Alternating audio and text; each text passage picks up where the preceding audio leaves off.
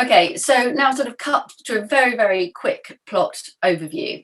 The novel starts with a 7-chapter prologue introducing the Sun Wukong, the Monkey King figure.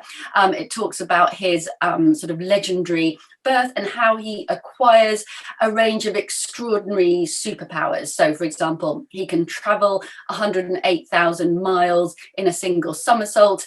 He is immortal. He will live forever.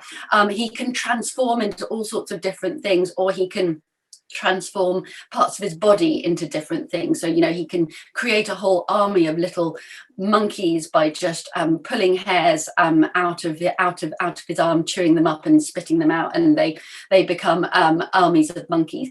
But he's a flawed individual as well. He's arrogant, he's mischievous, and he gets into terrible trouble when he is invited up to heaven. This is the Taoist heaven. So there are lots of ideas about Chinese religion throughout the book. It's a really sort of interesting guide to the kind of cocktail of ideas in Chinese religion. So he is, and Taoism is a really important thread going through the book.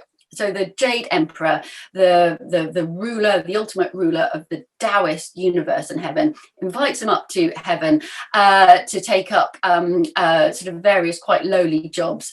But Monkey gets offended that he's not been given a better job, and he causes terrible trouble in heaven. He guzzles all the peaches and the wine and the elixirs of immortality that have been prepared for a once in 10,000 years banquet.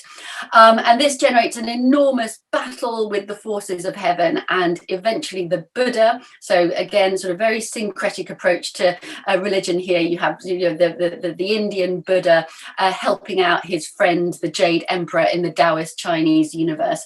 The Buddha gets control of Monkey, and to punish him for all his wrongdoing, pins him under a mountain, and he stays there for the next 500 years until he's learnt to be a better monkey.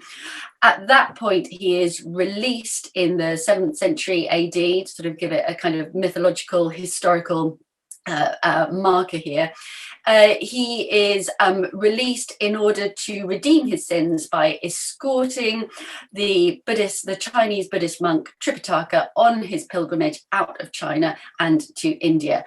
And the rest of the book, sort of roughly 90 or so chapters, is an account of the horrendous challenges and trials that he, Tripitaka, and 2 other disciples, a pig demon called Pigsy and a river demon called Sandy. It's an account of the appalling challenges that they have to undergo in order to get to India. So there are countless man-eating monsters who all want to have a piece of Tripitaka's flesh because they think this will win them immortal life.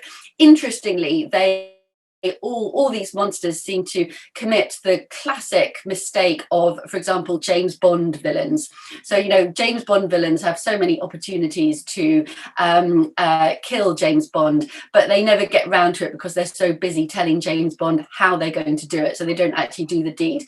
So the equivalent for Journey to the West, Monkey King, is these demons have many opportunities actually to eat Tripitaka, but because they are also good Confucians, they're always too busy inviting their parents and their senior relatives to enjoy the feast. So by the time that letter has been dispatched to the relatives, clever old Monkey has come up with a cunning plan to defeat the monsters and release Tripitaka. Anyway, on it goes across these 100 chapters until, spoiler alert, they manage to get to India, pick up the sutras, drop them back in Tang, China, in Chang'an, and then return to India to become immortals in the Buddha's own government. And that is Journey to the West.